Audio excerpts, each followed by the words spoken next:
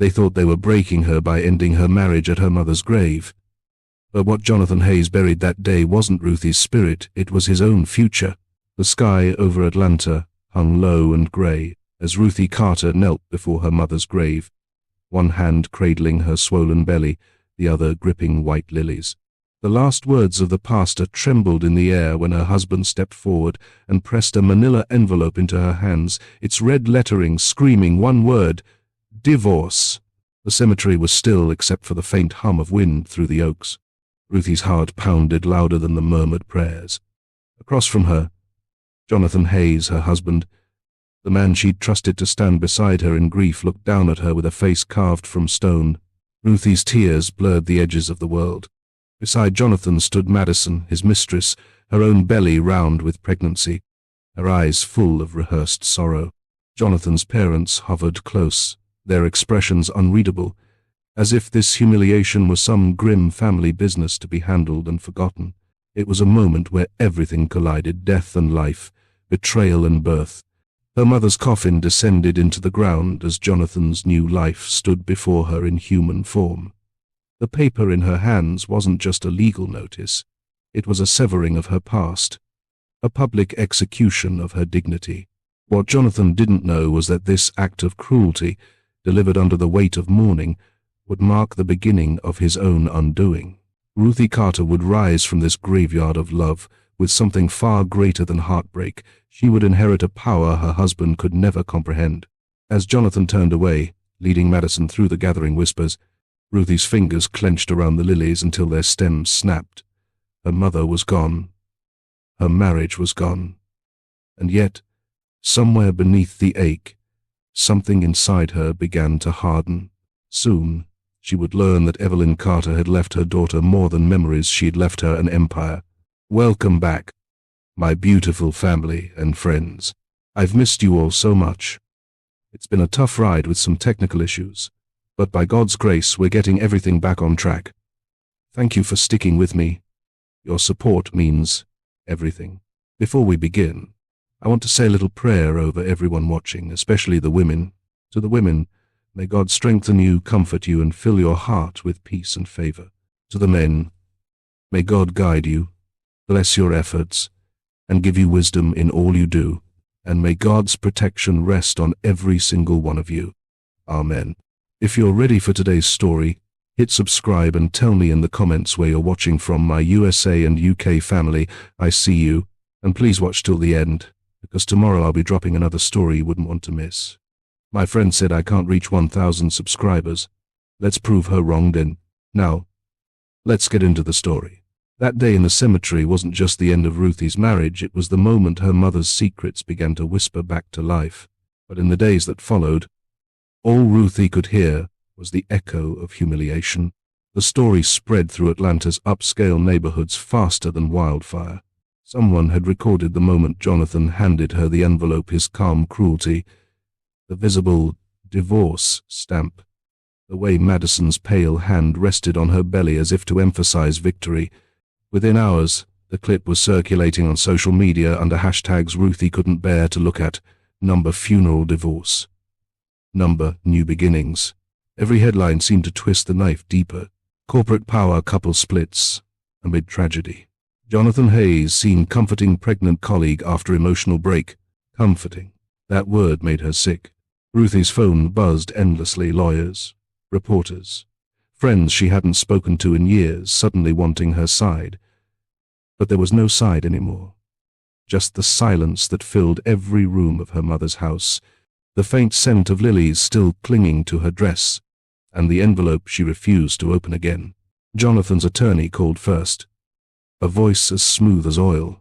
Mrs. Hayes, well, Miss Carter, I suppose Jonathan would appreciate it if you'd sign the papers promptly. It's best to keep this civil, especially considering your condition, her condition, as if her pregnancy was a liability instead of a child. Ruthie hung up without answering. Moments later, her phone lit up again, this time a message from Jonathan's mother, Linda Hayes. You're only making things harder for everyone. Jonathan deserves peace. Don't be selfish, Ruthie. Sign and let him move on. Ruthie stared at the screen until her vision blurred. Peace. That's what they called it. when a man demolished his wife's life in front of a congregation. Peace for him, and silence for her. Outside, rain gathered against the window panes, fat and heavy, but it didn't fall. The grey sky that had hung over the cemetery seemed determined to linger above her too. By the third day, even her closest friends had gone quiet. They only stopped answering calls. Lydia texted once, "I just don't want to be in the middle of this." The middle of what? Ruthie wanted to scream. She hadn't done anything but love the wrong man. She wandered the halls of her mother's house barefoot, the wooden floors cold under her feet. Every corner was filled with reminders, photographs of happier days, vases of flowers sent by people who didn't know what else to do. The scent of roses mixed with the faint smell of Evelyn Carter's favorite perfume, still lingering in the air like a ghost. Ruthie lowered herself onto the couch, her body heavy with exhaustion and grief. The baby kicked softly beneath her ribs, an ache that felt both comforting and cruel. "I'm sorry," she whispered to her belly. "I didn't know your father was this kind of man." Her eyes caught the reflection of herself in the dark TV screen, swollen, red-eyed, hair undone. She didn't recognize the woman staring back. Then came the photo. Someone tagged her in a post she didn't want to see. Jonathan and Madison standing arm in arm at a dinner party just days after the funeral. She was wearing Ruthie's old black coat, the one Jonathan had once said made her look powerful. Madison smiled wide for the camera, her hand cradling her stomach like a trophy.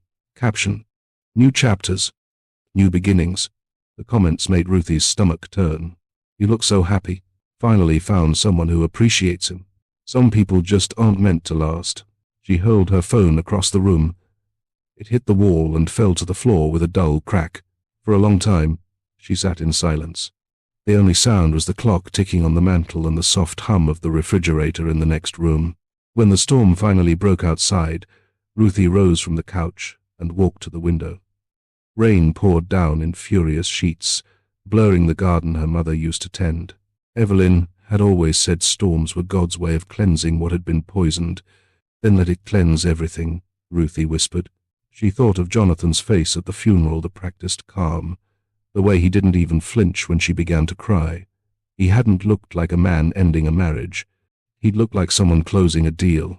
That was what she'd been to him, a transaction, something to be negotiated and discarded once the terms no longer suited him. Anger burned through her veins. Hot and unfamiliar.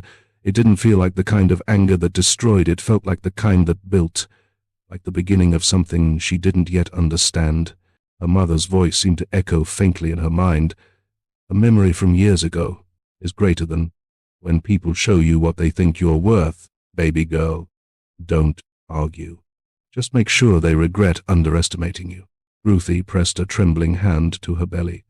"He'll regret it, Mama," she said quietly. "He'll regret every second of it." Thunder cracked overhead, shaking the windows. She turned from the rain, her gaze sweeping the room until it landed on the mantel above the fireplace. An old jewelry box sat there, small, dark wood with delicate carvings along the lid. Evelyn's box.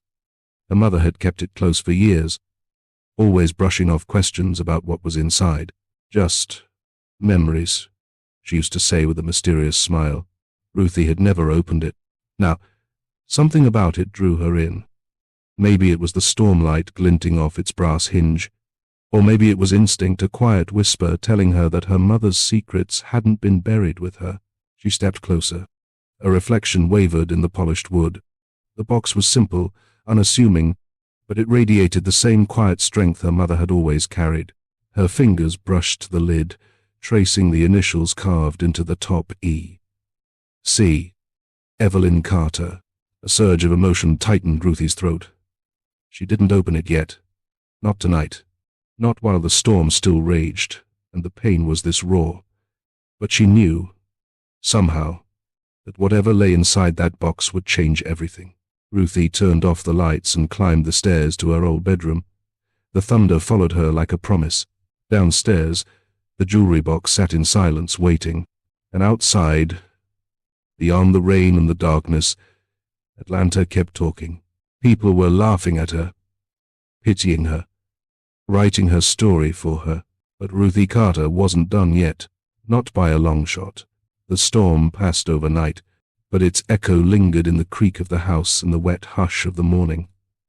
Ruthie woke before dawn, the silence pressing against her like a second skin.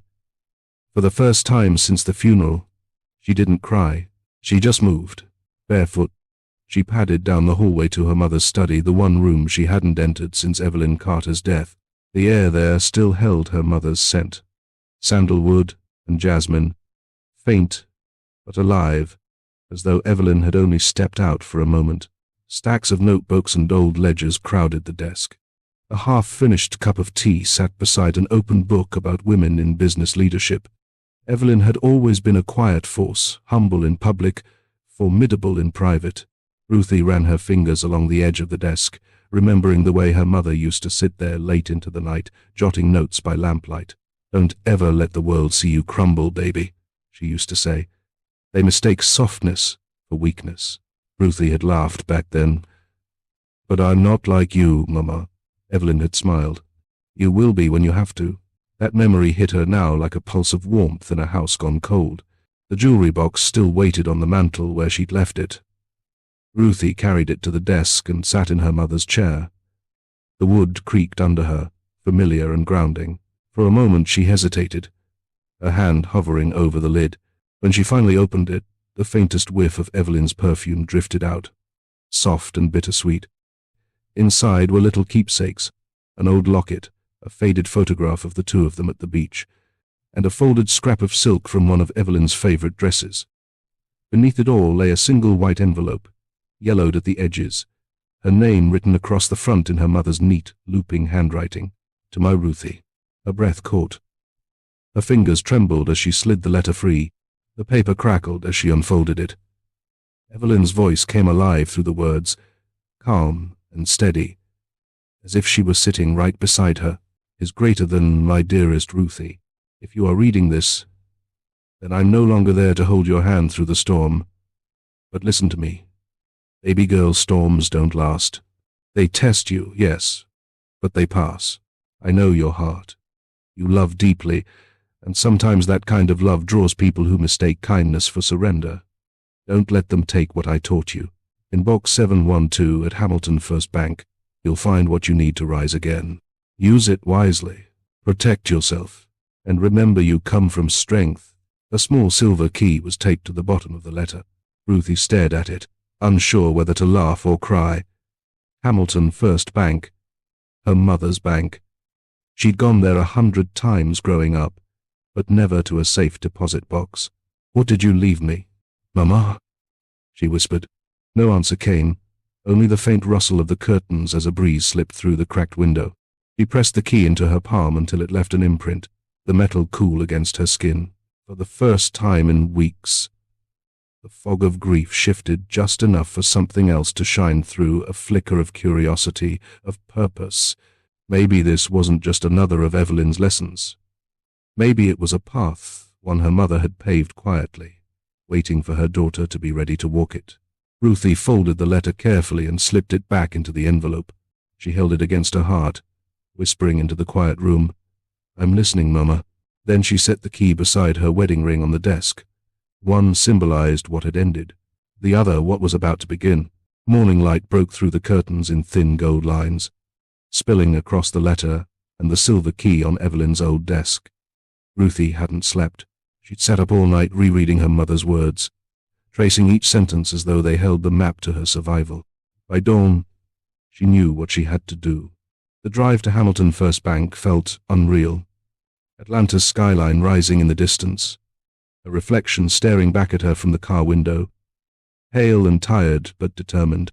The same bank she'd visited as a child to deposit coins into a savings account with her mother now loomed ahead, imposing and quiet. Inside, the air smelled faintly of paper and polish. A young teller greeted her with a professional smile. "Good morning, ma'am. How may we assist you today?" Ruthie hesitated before answering. "I need access to a safe deposit box, box 712. It belonged to my mother, Evelyn Carter." The teller's expression softened at the mention of the name. "Of course. I'll get our vault manager." Minutes later, Ruthie was led through a corridor of reinforced glass and brushed steel doors. The vault manager, a grey-haired man with kind eyes, unlocked a heavy metal door and gestured her inside. "You're listed as the secondary holder," he said, handing her the box. "Mrs. Carter left instructions that it be released to you upon verification of her passing." Her chest tightened. Even now, her mother's foresight reached across time. She carried the box to a small private room, the metal cold against her hands. For a long moment, she simply stared at it. Then she turned the key. Inside were folders neatly labeled, color-coded, impossibly organized. A thick, leather-bound ledger sat on top, embossed with her mother's initials. Ruthie opened it carefully, the scent of aged paper and ink wafting upward. Evelyn's familiar handwriting filled every page. Notes, signatures, calculations, even doodles in the margins. Her mother's quiet evenings of budgeting had been something far greater. There were property deeds, homes, buildings, parcels of land across Atlanta and Savannah, stock certificates from tech companies. Ruthie recognized instantly companies that were now worth billions, detailed investment records. Each one dated, deliberate, brilliant. Page after page revealed a lifetime of planning, patience, and power hidden beneath a modest smile and a coupon-clipping facade. Ruthie's hands trembled as she whispered, "Mama, what did you do?" A smaller envelope fell out of the ledger, sealed with wax. Her name was written across it again, in the same graceful hand. She broke the seal and unfolded the letter. "My Ruthie, if you're reading this, the world has shown you its true face. I built this for you not to burden you, but to free you. For years, I let people underestimate me. It kept them comfortable while I worked in silence. You will inherit every company, every property, every dollar. But remember, money is not power. Power is knowing who you are when they try to break you. Use what I've built when they show you who they truly are. Protect yourself, protect your child, and never forget, you were born to rise." Ruthie pressed the letter to her lips, tears blurring the ink. Her mother, who had lived so simply, so humbly, had been a financial architect of unimaginable genius. While others had judged Evelyn Carter by her grace, she had quietly outplayed them all.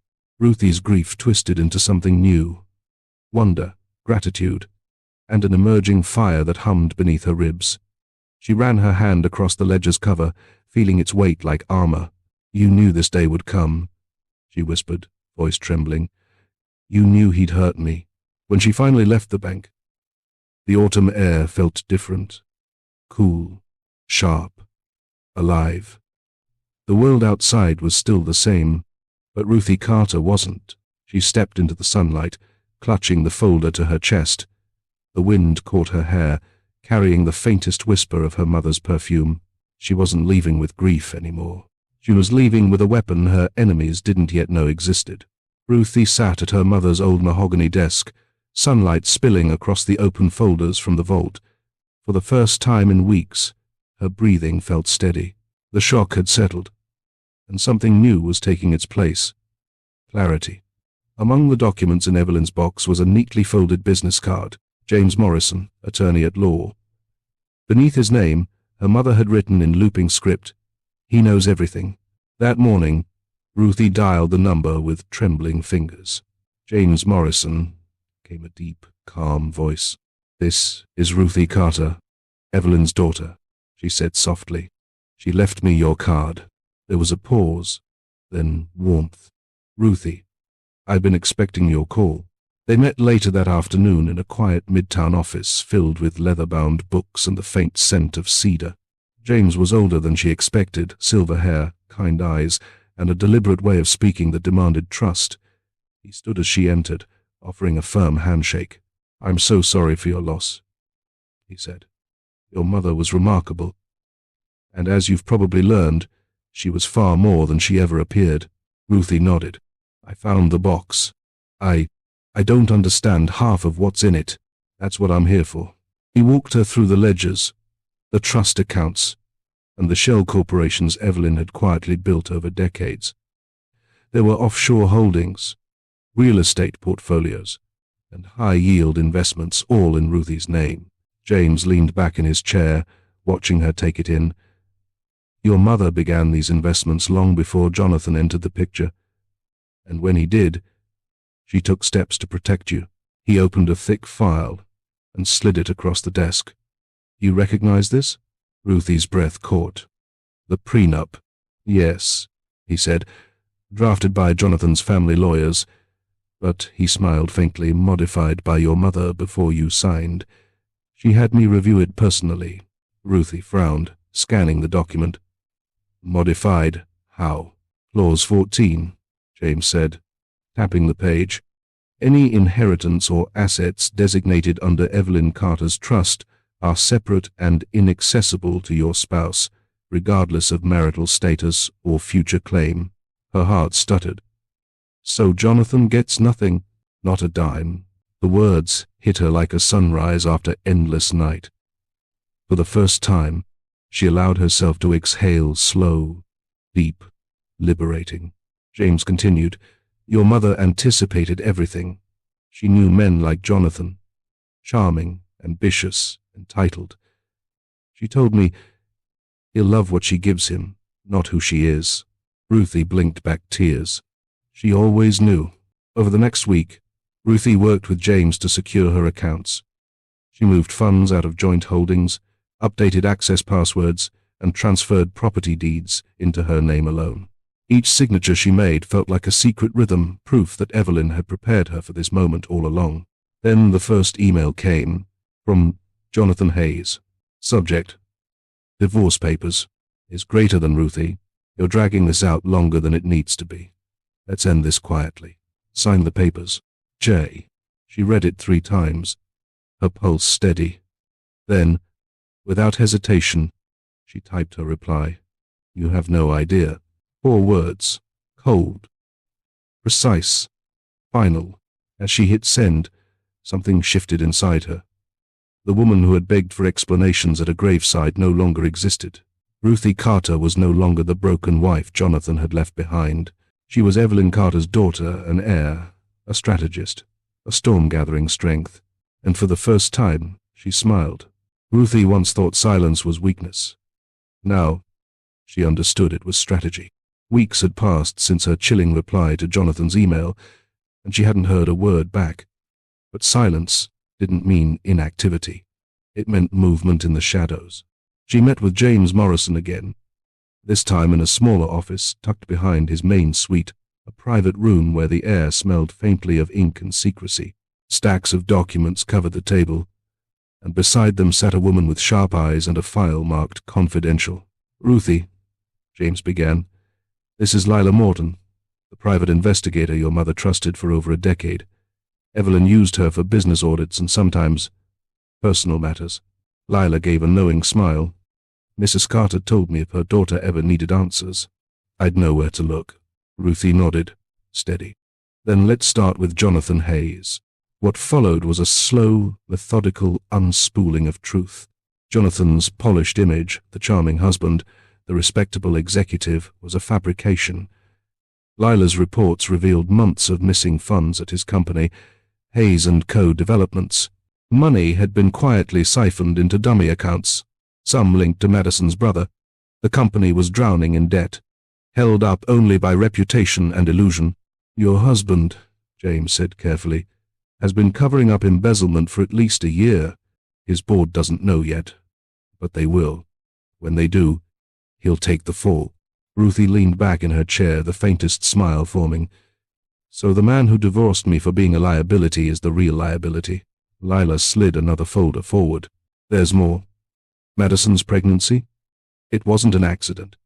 She and Jonathan's parents orchestrated it to secure the family's future. Madison's been receiving monthly payments from the Hayes family trust payments approved by Jonathan's father 2 months before the funeral." Ruthie's pulse thudded in her ears. "They planned it together. Even the timing. Every detail," Lila confirmed. Ruthie stared at the papers, the pieces clicking into place like a puzzle she hadn't realized she'd been solving. The funeral, the mistress, the smug confidence it had all been staged to break her spirit before she could fight back. But Evelyn Carter had built her daughter for war. "James," Ruthie said after a long silence, "who owns the parent company of Hayes & Co.? He raised an eyebrow. Sterling Holdings. Why? She smiled faintly. Because I think it's time the Hayes family had a new investor. Within days, Ruthie used one of her mother's shell companies to begin purchasing Sterling shares quietly, incrementally, strategically. By the end of the week, she held a controlling interest. The irony wasn't lost on her. She now owned the company that owned her ex-husband's business. Jonathan Hayes was unknowingly working for her. Meanwhile, word began to leak that Hayes & Co. was struggling. Investors pulled out. Clients hesitated. Jonathan's parents were seen leaving their country club early, faces drawn tight with panic. They had no idea that the mysterious benefactor offering to stabilize their finances was none other than Ruthie Carter. Revenge, she realized, didn't have to be loud. Sometimes it whispered through contracts and board meetings, cloaked in polite smiles and signatures written in elegant ink. Late one night, Lila returned with one final envelope. This might sting, she warned. Inside were photographs, Jonathan and Madison together at a resort in the Bahamas. The timestamp was 9 months before Ruthie and Jonathan's wedding. He hadn't just betrayed her marriage.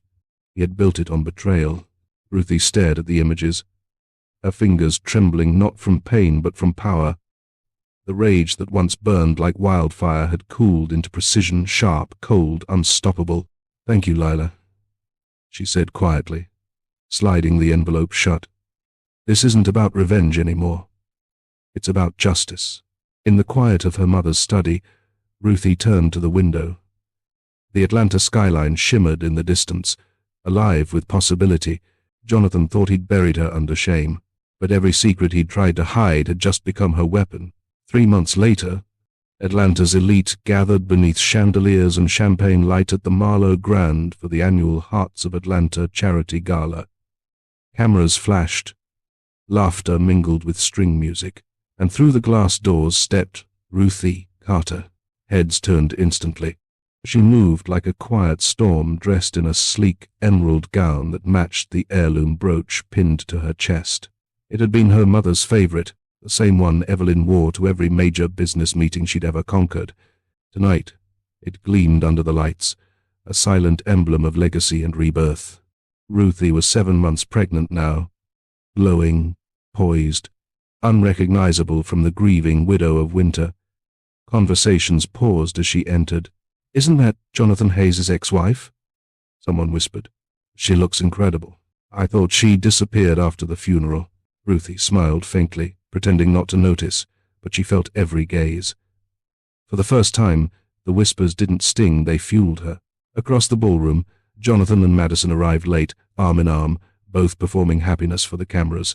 Madison's pregnancy was further along now, her glittering dress stretched tightly over her belly. Jonathan's smile, though, faltered when he saw Ruthie. Their eyes met. She didn't flinch. For a heartbeat, the room froze around them. Jonathan's parents stiffened nearby, their polite expressions hardening into panic. Madison's hand clutched Jonathan's arm too tightly, as if she could keep him steady. Ruthie turned away, first deliberate, regal, and drifted toward the charity board members. Her every movement was measured, graceful, practiced. Evelyn would have been proud.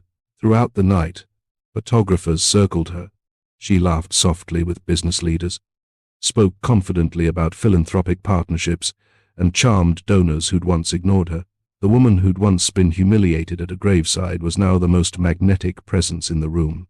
Then, just after dinner, as the orchestra softened and the auction began, phones started to buzz.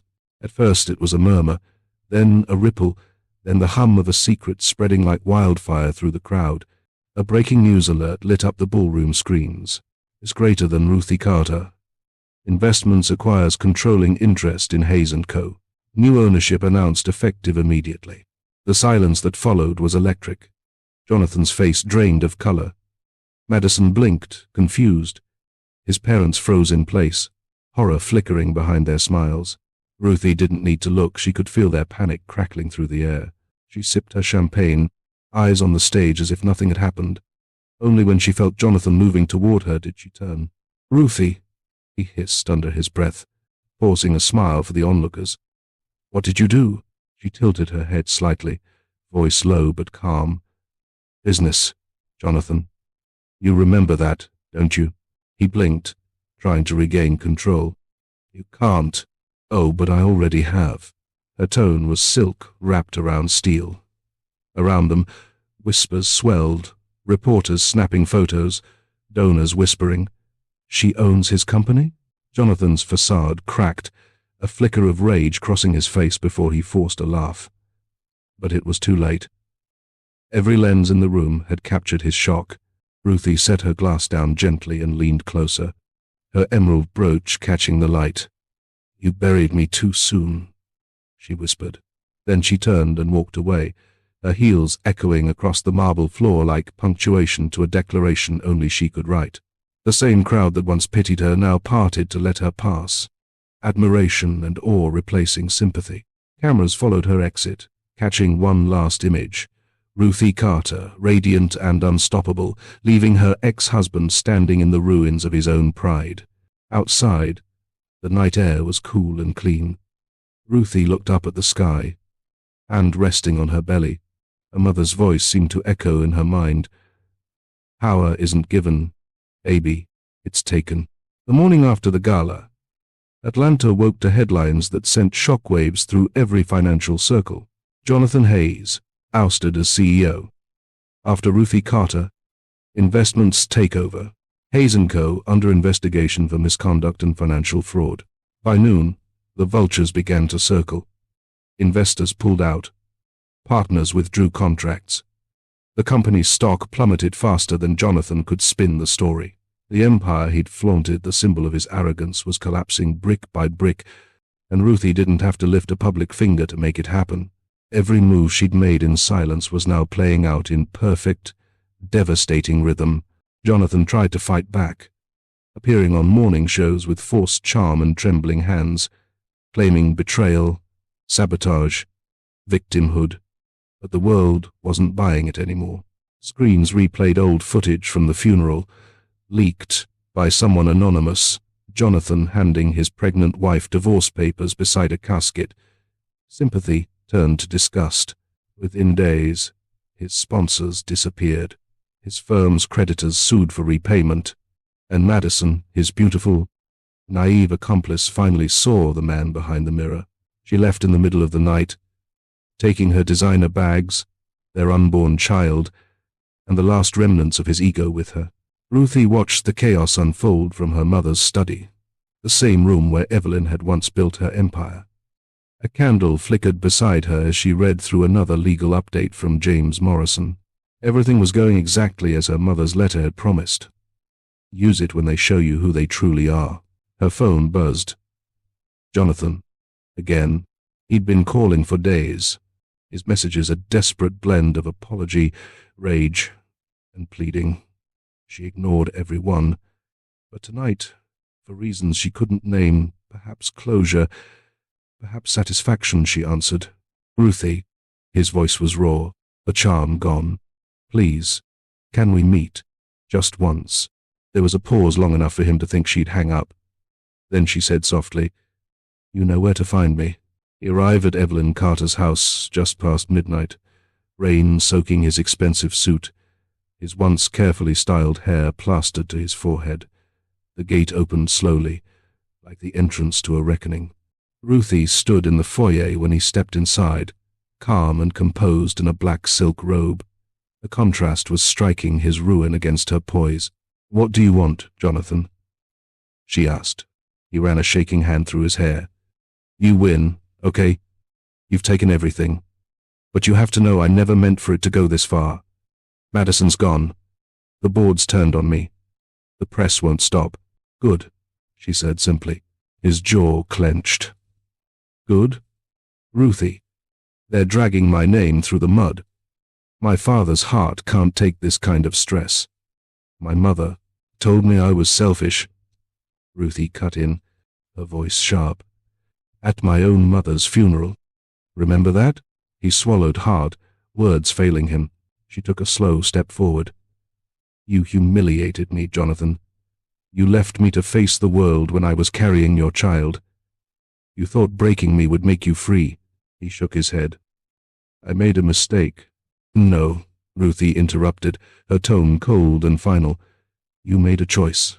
Silence filled the room. The only sound was the storm outside and the slow, rhythmic tick of Evelyn's old clock. Finally, she met his eyes, calm and devastating. You taught me how to survive without you, she said. My mother taught me how to destroy you. Jonathan flinched as if struck. His gaze darted to the wall of framed photos. Evelyn strong and smiling beside Ruthie as a child. Generations of resilience stared back at him. He understood then, too late, that Evelyn hadn't just left behind wealth. She'd left behind armor, and Ruthie was wearing it now. When he turned to leave, shoulders sagging, Ruthie spoke one last time, quiet, deliberate, powerful. Next time you think of me, Jonathan, she said, remember that you buried your own future when you buried my heart. He didn't reply. He couldn't. As the door closed behind him, Ruthie exhaled slowly. The storm outside began to ease. The empire Evelyn built, and the strength she'd passed on, had done its work. Jonathan Hayes had destroyed himself, and Ruthie Carter had simply let him. The cemetery looked different now. The same grey Atlanta sky stretched above, heavy with memory, but the air felt softer, washed clean by time and forgiveness. The marble headstones shimmered faintly from a morning drizzle, and the scent of damp earth mixed with lilies and freshly cut grass. Ruthie Carter stood before her mother's grave, her black coat buttoned against the cool breeze, a small bundle cradled in her arms.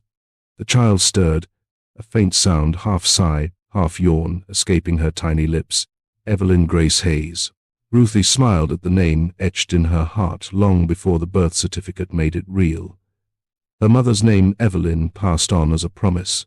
Grace, because somehow, through everything, that's what had carried her here. 7 months had passed since Jonathan's downfall. 7 months since Ruthie watched his empire collapse and his pride rot under the weight of his own greed. 7 months since she learned that survival wasn't enough. She could rise. Now, as she stood at her mother's grave with her daughter pressed against her chest, the circle finally felt complete. "Hey, Mama," she whispered, kneeling on the grass. She set down the bouquet of white lilies, the same kind she'd dropped into the earth on that awful day. "I brought someone for you to meet." The baby squirmed, her tiny fingers curling around Ruthie's. "This is Evelyn Grace," she said softly. "Your granddaughter." A single beam of sunlight broke through the clouds then, landing across the grave like a gentle touch. Ruthie laughed quietly through tears. "You always did make an entrance, didn't you?"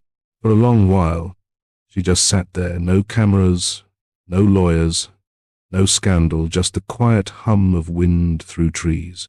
She thought about all that had happened since that day in the cemetery, the shame, the heartbreak, the humiliation, the nights she'd spent screaming into pillows so her unborn child wouldn't feel her rage, the discovery of her mother's empire, the transformation that had followed.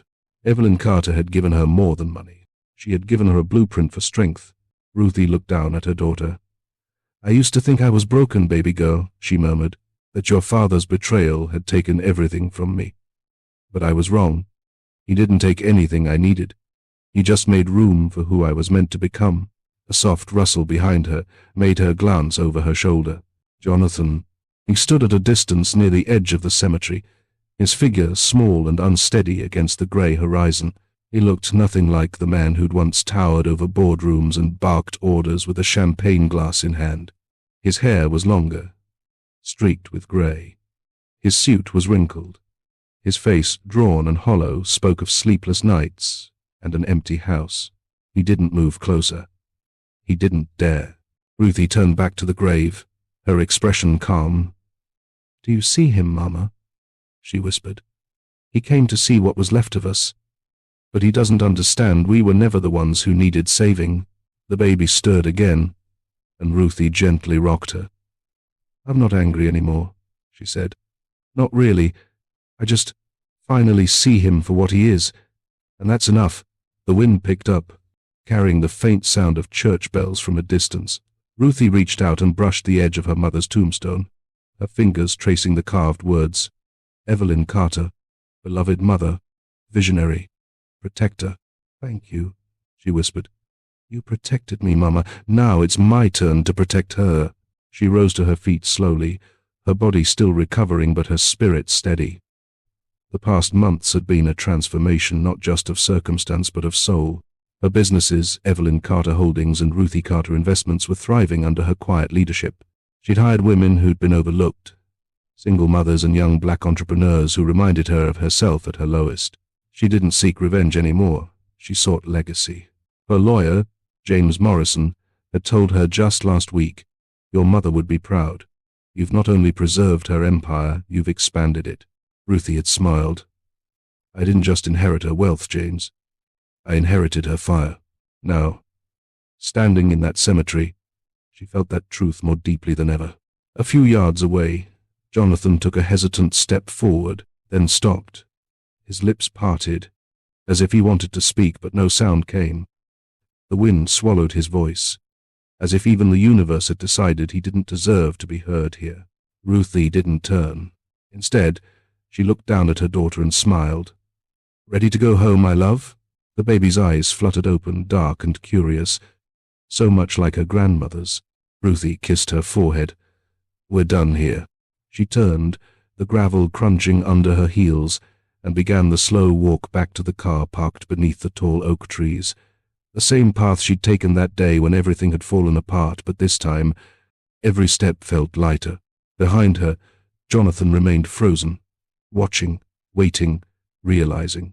He'd come searching for closure, maybe forgiveness, but what he saw was something far more haunting. A woman who no longer needed either. As Ruthie reached the car, the clouds shifted again, and sunlight spilled across the cemetery. For a fleeting second, the world seemed suspended. Grief and grace intertwined, past and future colliding in quiet peace.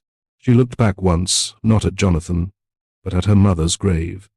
The lilies fluttered gently in the wind. Her voice was barely a whisper, but it carried all the strength of the woman she'd become. He divorced his pregnant black wife at her mother's burial, convinced he'd broken her. She opened the car door, settled Evelyn Grace into the seat, and glanced at her reflection in the rearview mirror.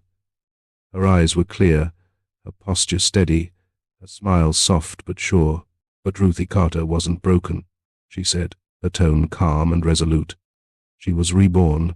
The car engine hummed to life.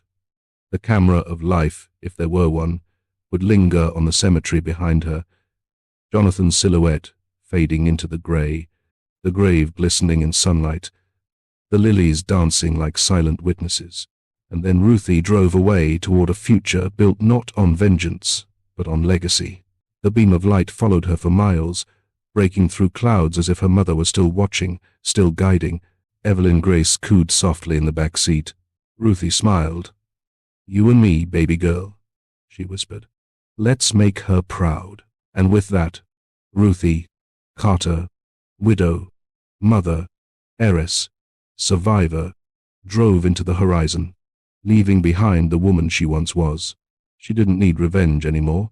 She had something better, peace and power. Thank you for watching this story to the end. If you enjoyed this story, you will surely love the next one. It's as crazier and more intriguing as you can ever imagine. So do check it out, and do well to click on the subscribe button and turn on notifications for the next story